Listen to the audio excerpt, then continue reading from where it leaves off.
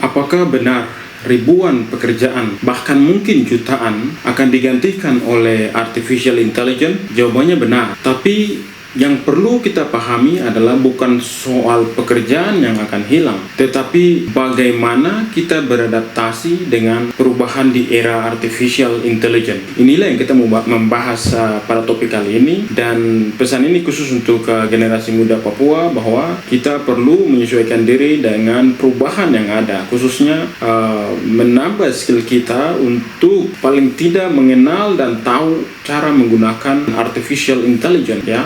Artificial intelligence bukan sesuatu yang masih jauh di masa depan. Hal ini sudah ada di sekitar kita. Bahkan kita dengan sadar ataupun tidak sadar itu sudah menggunakan, sehingga hal ini dapat mengancam kita semua, khususnya bagi mereka yang tidak bisa menyesuaikan diri dengan perubahan ini, yang tidak bisa menggunakan artificial intelligence, ya. Karena cepat atau lambat perubahan ini atau artificial intelligence ini akan menggantikan beberapa pekerjaan yang selama ini dilakukan oleh manusia, ya. Akan digantikan oleh robot, akan digantikan oleh software yang dikembangkan berdasarkan artificial intelligence untuk dilakukan secara otomatis. Bayangkan, banyak orang akan kehilangan pekerjaan. Bagaimana kita di Papua yang tidak bisa, atau yang mungkin yang belum tahu apa itu artificial intelligence, belum lagi akses internet yang lambat, belum lagi tidak ada jarang ada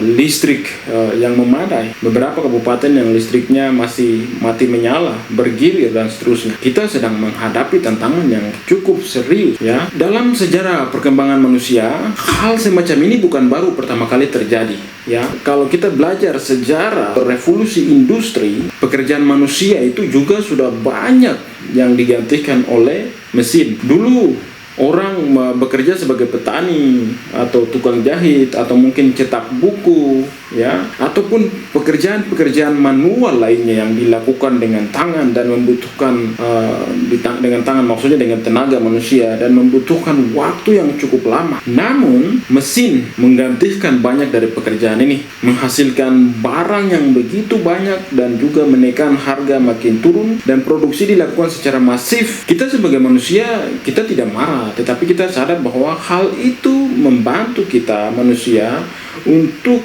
lebih cepat, ya, mempermudah manusia untuk produksi, menghasilkan sesuatu, menghemat waktu dan sebagainya. Sekarang artificial intelligence juga akan melakukan hal yang sama. Bedanya apa? Yaitu perubahan yang terjadi sekarang ini jauh lebih cepat dan meluas secara masif, ya. Semua pekerjaan yang bisa dilakukan dengan pola yang sama berulang kali beresiko digantikan oleh artificial intelligence. Namun ada satu hal yang tidak bisa digantikan oleh artificial intelligence, yaitu manusia yang berpikir kritis dan kreatif. Seperti yang dikatakan oleh Jensen Huang, pendiri Nvidia. Beliau mengatakan bahwa yang menggantikan pekerjaan ke depan itu bukan oleh artificial intelligence, tetapi oleh manusia yang mampu beradaptasi dengan artificial intelligence itu sendiri. Itulah sebabnya kita harus tahu bagaimana caranya agar tetap relevan, tetap berguna, tetap bisa bersaing di era digital ini, di era artificial intelligence. Paling tidak ada 3 hal utama yang harus kita pahami. Yang pertama adalah tentu belajar apa itu artificial intelligence. Artificial intelligence tentunya bisa membantu kita atau manusia untuk belajar lebih cepat dan efisien. Dulu orang harus ke perpustakaan mencari informasi susah, apalagi zaman dulu yang hanya ada 2 channel stasiun TV, RCTI dan TVRI, dan juga TV hitam putih, ya.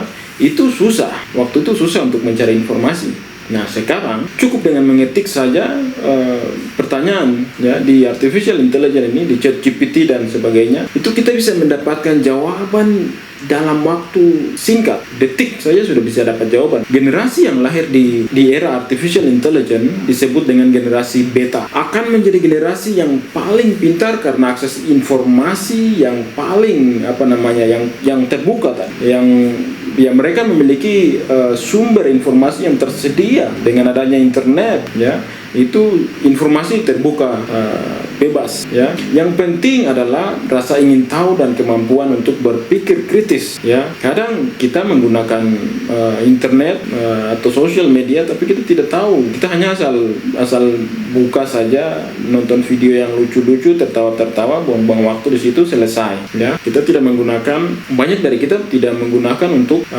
hal-hal yang positif, ya. Nomor 2 adalah menghemat waktu dengan artificial intelligence. Banyak pekerjaan yang sebenarnya bisa dipermudah oleh artificial intelligence itu sendiri. Contohnya misalnya dalam editing video, ya, atau menyiapkan data di Excel, ya, atau mencari gambar untuk presentasi, ya, untuk PowerPoint.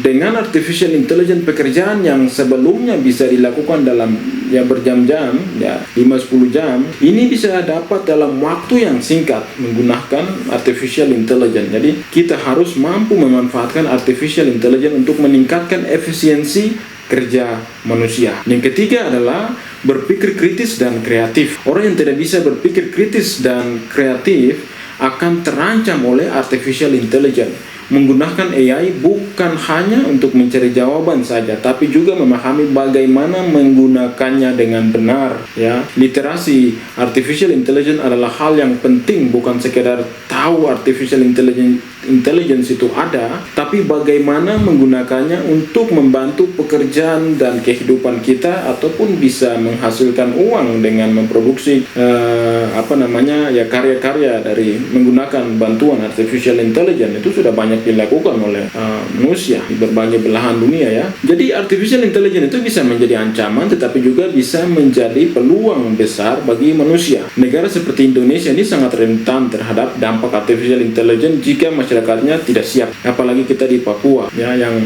berbagai hal serba terbatas, akses ke internet, akses ke listrik itu terbatas. Ini jadi masalah dan tantangan besar, ya. Namun bagi mereka yang mau belajar dan beradaptasi, artificial intelligence itu bisa menjadi alat untuk menciptakan peluang baru dan bahkan bisa menciptakan kekayaan, artinya bisa menghasilkan uang, ya. Jadi di akhir video ini kita harus memahami satu hal, bahwa artificial intelligence itu hanya sebagai input yang diberikan, ya. Semakin pintar kita dalam menggunakannya, maka semakin besar manfaat yang bisa kita ambil, ya. Jadi apakah kita akan menjadi orang yang tergantikan oleh artificial intelligence atau menjadi orang yang memanfaatkan artificial intelligence untuk maju? Keputusan ada di tangan Anda. I'll see you in the next video. Bye bye.